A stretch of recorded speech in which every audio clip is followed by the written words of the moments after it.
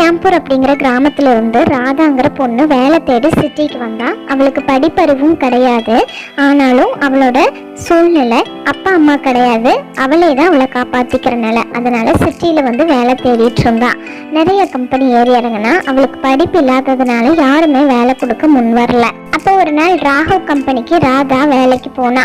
Sir, எனக்கு படிப்பறிவு இல்லை, ஏதாவது ஒரு ஹவுஸ் கீப்பிங் வேலையாவது கொடுங்க சார் அப்படின்னு கேட்குறப்ப ராகவ் வீட்டில் ஹவுஸ் கீப்பிங் வேலைக்கு ஆள் வேணும். அதனால ராகவ் ஒரு அட்ரஸை கொடுத்து நாளைக்கு அந்த அட்ரஸுக்கு வாமா அப்படின்னு சொல்லிட்டா. ராதா ரொம்ப சந்தோஷமா அந்த அட்ரஸை வாங்கிட்டு அவள் தங்கியிருக்க ஹாஸ்டலுக்கு போயிட்டு அவள் லக்கேஜ் எல்லாம் எடுத்துட்டு அடுத்த நாள் அந்த அட்ரஸை தேடி போகிறப்ப அது ஒரு பெரிய வீடு. போய் சார் அப்படின்னு கதவை தட்டினா அங்கேருந்து ராகவ் வெளியே வந்தார்.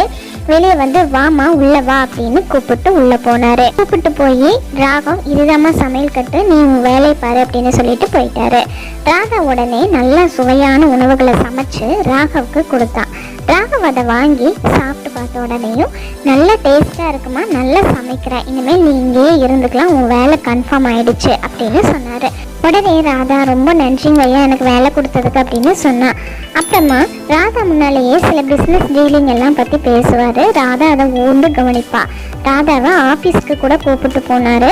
அங்கே நடக்கிற பிஸ்னஸ் டீலிங்கை பற்றியும் அவன் தெரிஞ்சுக்கிட்டான். கொஞ்சம் கொஞ்சமாக ராகவோட பிஸ்னஸ் பற்றி எல்லாமே தெரிஞ்சுக்கிட்டான். ராகவுக்கு ஹெல்ப் பண்ணுறதுனால ராதாவுக்கு நிறைய சம்பளமும் கிடைச்சிது. ரொம்ப சந்தோஷமான வாழ்க்கையை வாழ்ந்துட்டு இருந்தான். ஒரு நாள் ராதா எதிர்ச்சியாக வெளியே நிற்கிற BMW காரை தொட்டு பார்த்துட்டு இருந்தா. அது ராகவோட காரு. இதே மாதிரி கார் நம்மக்கிட்டையும் இருந்தால் நல்லா இருக்கும் அப்படின்னு சொல்லி நினச்சிட்டு இருந்தா. அப்போ எதிர்ச்சியாக ராகவ் வெளியே வந்தான். ராதா ஏதோ காரை திருட்டு வேலை பண்ணுறான்னு சொல்லிட்டு ராகவ் ரொம்ப கடிஞ்சு ராதாவை திட்டான். இங்கே பாரு, வேலைக்காரினா வேலைக்காரி மாதிரி இரு, எதுக்கு BMW காரெல்லாம் தொட்டு பார்த்துட்டு இருக்க அப்படின்னு கேட்கும்போது ராதா ஐயா இல்லைங்க ஐயா, நான் சும்மா தொட்டு தாங்க ஐயா பார்த்தேன், நல்லா இருந்தது அப்படின்னு சொன்னான். அதுக்கு ராகவ் நீ உன்னை எங்கே வைக்கணுமோ அந்த இடத்துல நான் வச்சிருக்கணும், நான் பண்ணினது தப்பு அப்படின்னு சொல்லி ராகவ் திட்டான். ராகவ் ஐயா நீங்கள் தப்பாக நினச்சிட்டீங்க, இதே மாதிரி கார் நானும் வாங்கினா எப்படி இருக்குன்னு தான் யோசிச்சு பார்த்துட்டு இருந்தேன், மற்றபடிக்கு உங்கள் காரை நான் ஒன்றுமே பண்ணலை அப்படின்னு சொன்னான்.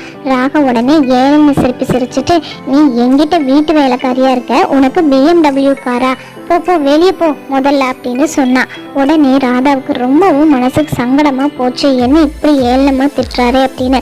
அப்ப வைராகியம் வச்சா, ஐயா உங்க முன்னால நான் BMW கார் வாங்குறேன்னா இல்லையான்னு பாருங்க அப்படின்னு சபதம் போட்டா. அதுக்கப்புறம் சமையல் கட்டுக்குள்ள வந்து என்ன பண்றது, இந்த வேலையை விட்டுட்டு நம்ம வேற ஏதாவது பார்க்கணும் அப்படின்னு சொல்லிட்டு வேலையை விட்டுட்டு வந்துட்டா. வரும்போதே அவளோட பிஸ்னஸ் ஐடியாவையும் யோசிச்சுட்டா. என்னன்னா ராகவ் கிட்ட கொஞ்ச நாள் இருந்தா இல்லையா, அந்த பிஸ்னஸ் ஐடியாவை எக்ஸிக்யூட் பண்ணலான்னு ஒரு ஃபைலை ரெடி பண்ணி ஒரு கம்பெனியில் கொண்டு போய் அவளோட ஐடியாவை சொல்லி அந்த ஃபைலையும் கொடுத்தா. அவர் வாங்கி படித்து பார்த்தாரு. அந்த பிஸ்னஸ் ஐடியா ரொம்ப நல்லா இருக்குன்னு, உன் கூட நான் டீலிங் வச்சுக்கிறேம்மா அப்படின்னு சொல்லிட்டு அவளோட பிஸ்னஸை எக்ஸிக்யூட் பண்ணாங்க. ரொம்ப நல்ல லாபமும் கிடைச்சது, நிறைய கிளைண்ட்ஸும் கிடைச்சது. இப்படியே அவள் வாழ்க்கை நல்லா போயிட்டு இருந்தது, நிறைய கிளைண்ட்ஸும் கிடைச்சது, பிஸ்னஸும் நல்லா டெவலப் ஆயிடுச்சு. அவளுக்குன்னு தனியாக அவள் ஆஃபீஸும் போட்டுட்டா, நிறைய லாபமும் வந்தது. அதுக்கப்புறமா BMW கார் வாங்கணும்னு யோசிச்சா. அதுக்கப்புறம் ஷோரூமுக்கு போயிட்டு காரெல்லாம் பார்த்து அவங்கக்கிட்ட பேசிட்டு காரை டெலிவரி எடுத்துட்டு ஓட்டிட்டு போய் நேராக ராகவ் வீட்டு முன்னால் நிறுத்தினேன். ராகவ் கிட்ட சார் இது என்னோட BMW காரு, உங்கள் ஆசீர்வாதத்தில் நான் கார் வாங்கிட்டேன் அப்படின்னு சொன்னேன். ராகவுக்கு ஒரே ஆச்சரியம். ராகவ் என்ன பேசுறதுன்னு தெரியாமல் அப்படியே நின்றுட்டாங்க. இந்த கதையிலேருந்து நம்ம தெரிஞ்சுக்க வேண்டிய முக்கியமான விஷயம் என்னென்னா வைராக்கியம். நல்ல விஷயத்துக்கு வைராக்கியம் வைங்க, கண்டிப்பாக உங்களை வெற்றி படிக்கட்ட நோக்கி கொண்டு போகும்.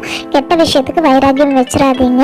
அதே மாதிரி படிப்பு வந்து வாழ்க்கையில் முன்னேறதுக்கு ஒரு தடையே இல்லைங்க. படிக்காதவங்க பல லட்சத்தில் சம்பாரிச்சிட்டு இருக்காங்க. சரிங்க, இந்த கதை பிடிச்சிருக்குன்னு நினைக்கிறேன். பிடிச்சிருந்தா கண்டிப்பாக நம்ம சேனலுக்கு ஒரு லைக் கொடுத்து சப்ஸ்கிரைப் பண்ணுங்கள். கதைகள் மலரட்டும் உங்கள் செவிகளில். நன்றி, வணக்கம்.